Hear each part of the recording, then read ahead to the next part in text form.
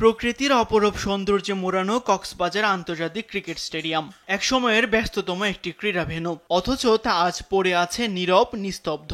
নেই কোনো আয়োজন, নেই খেলার কোলাহল।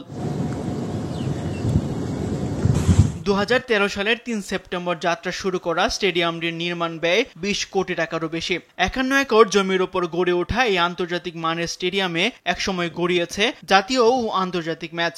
দর্শক ধারণ ক্ষমতা 7,800। মূল মাঠ ছাড়াও আছে দুটি প্র্যাকটিস গ্রাউন্ড। সবকিছু মিলিয়ে ছিল বিশাল এক সম্ভাবনার ঠিকানা।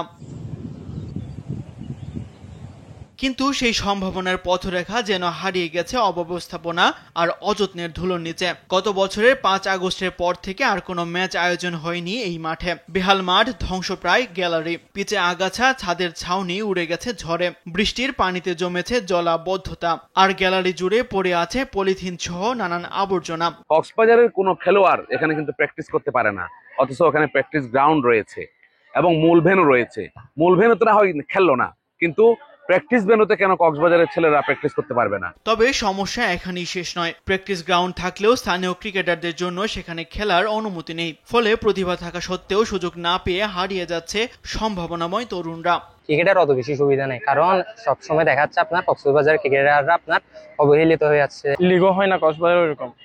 যদি কক্সবাজারে প্রতি বছর লিগ হইতো তাহলে আমরা ক্রিকেটের ভালো কিছু পারফর্ম করতে অনেক দূরে এগিয়ে যেতে পারতাম। আমরা যদি ভালো ফেসিলিটি পাই, ভালো মাঠ পাই, তো ইনশাআল্লাহ ভালো কিছু হবে। স্থানীয় ক্রীড়া সংগঠকরা বলছেন, বাংলাদেশ ক্রিকেট বোর্ডের অধীন এই স্টেডিয়ামে জাতীয় ও আন্তর্জাতিক আয়োজন হলেও স্থানীয় ক্রিকেটারদের সুযোগ না দেওয়াটা বড় দুর্ভাগ্য।